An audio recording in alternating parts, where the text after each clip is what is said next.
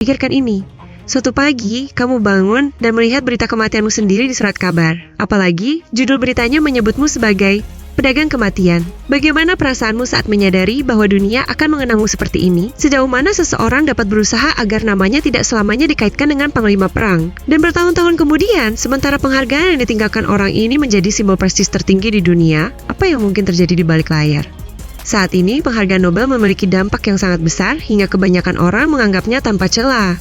Namun, sejarahnya penuh dengan kisah-kisah yang kurang diketahui, debat etis, dan keputusan yang mengejutkan.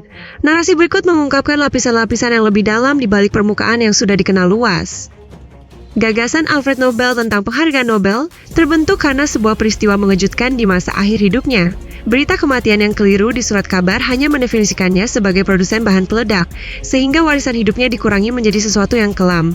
Hal ini sangat mempengaruhi Nobel, ia tidak ingin dunia mengenangnya seperti itu. Karena itulah ia memutuskan untuk mengalihkan kekayaannya menjadi warisan yang akan menguntungkan umat manusia. Maka lahirlah penghargaan Nobel.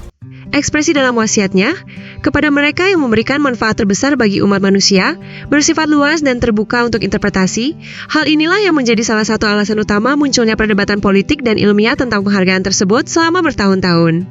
Meskipun wasiat Nobel mencakup beberapa bidang, matematika sepenuhnya dikecualikan. Alasan pastinya tidak pernah diketahui. Menurut beberapa pendapat, Nobel tidak melihat manfaat langsung matematika bagi umat manusia setara dengan bidang lainnya. Menurut rumor yang lebih sensasional, kekecewaan dalam kehidupan pribadi Nobel memengaruhi keputusan ini. Rumor tersebut menunjuk pada persaingan emosional atau ketegangan dalam hubungan khusus dengan seorang matematikawan di lingkaran dekatnya. Meski klaim ini tak pernah didukung bukti resmi, seringkali disebut dalam ulasan tentang lingkungan sosial dan kehidupan pribadi Nobel pada masa itu. Namun, penjelasan terkuat adalah Nobel lebih memprioritaskan disiplin ilmu dengan hasil yang lebih nyata dan menganggap matematika lebih abstrak di zamannya. Kekosongan ini kemudian mendorong kemunculan alternatif seperti hadiah Abel dan medali Fields. Bagaimana Komite Nobel membuat keputusan selalu menjadi misteri. Proses keputusan dijaga kerahasiaannya selama 50 tahun, sehingga transparansi penghargaan sering diperdebatkan. Tujuan utama dari periode rahasia yang panjang ini adalah melindungi anggota juri dari tekanan politik dan opini publik. Hal ini memungkinkan para anggota mendiskusikan keputusan secara bebas dan berbagi penilaian pribadi tentang para calon. Selain itu, pengungkapan langsung nominasi dapat merusak reputasi baik calon maupun pemberi rekomendasi. Karena itu, masa tunggu 50 tahun berfungsi sebagai buffer untuk meredam emosi sejarah dan mengurangi pengaruh pribadi. Ketika arsip dibuka, terkadang informasi yang dirilis menunjukkan bahwa situasi politik saat itu bisa memengaruhi keputusan, sehingga perdebatan tentang transparansi muncul kembali. Di dunia ilmiah, ada pembatasan lain yang sering dibahas. Hadiah hanya dapat dibagi ke paling banyak 3 orang. Padahal, ilmu pengetahuan modern dilakukan oleh tim riset besar. Asal-usul aturan ini kembali ke era Nobel, ketika penelitian sains umumnya dilakukan sendiri atau dalam tim kecil. Hadiah dibatasi untuk 3 orang karena alasan praktis dan simbolis. Namun, seiring waktu, disiplin ilmu berkembang, kolaborasi besar bermunculan, dan batasan ini menyebabkan banyak ilmuwan luar biasa tak mendapat pengakuan yang pantas. Salah satu contoh paling menonjol adalah Rosalind Franklin tidak menerima Nobel, meski perannya sangat penting dalam penemuan struktur DNA. Selain itu, Nobel tidak dapat diberikan secara anumerta. Tujuan aturan ini adalah mendorong individu yang masih hidup dan mendukung keberlanjutan kontribusi ilmiah. Namun, pendekatan ini menyebabkan tokoh berpengaruh seperti Mahatma Gandhi tidak mendapat Nobel.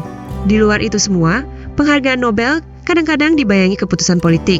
Secara khusus, hadiah perdamaian sering menjadi berita utama karena pilihannya yang kontroversial. Contoh paling mencolok adalah penghargaan untuk Henry Kissinger pada 1973,0 hadiah ini diberikan di tengah bayang-bayang Perang Vietnam, bahkan diumumkan sebelum perang berakhir.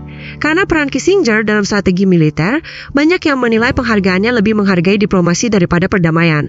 Oleh karena itu, ini dianggap sebagai salah satu keputusan paling kontroversial dalam sejarah Nobel. Poin lain yang menonjol dalam penghargaan yang diberikan sejak 1901 adalah ketidaksetaraan gender. Selama bertahun-tahun, jumlah penerima wanita sangat sedikit. Hal ini tidak hanya mencerminkan sistem Nobel, tetapi juga menunjukkan hambatan struktural yang mencegah perempuan berkembang di bidang sains sepanjang sejarah.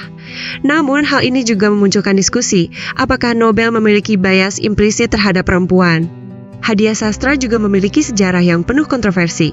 Kemenangan Bob Dylan untuk hadiah Nobel Sastra tahun 2016 menimbulkan pertanyaan di kalangan sastra. Apakah definisi sastra sedang berubah? pilihan yang terlalu berpusat pada Barat, serta kritik tentang kurangnya representasi budaya dan wilayah tertentu juga kerap muncul. Dasar finansial penghargaan berasal dari pendapatan bunga tahunan dari dana warisan Nobel. Hal ini menimbulkan perdebatan tentang ketergantungan pada sistem ekonomi modern.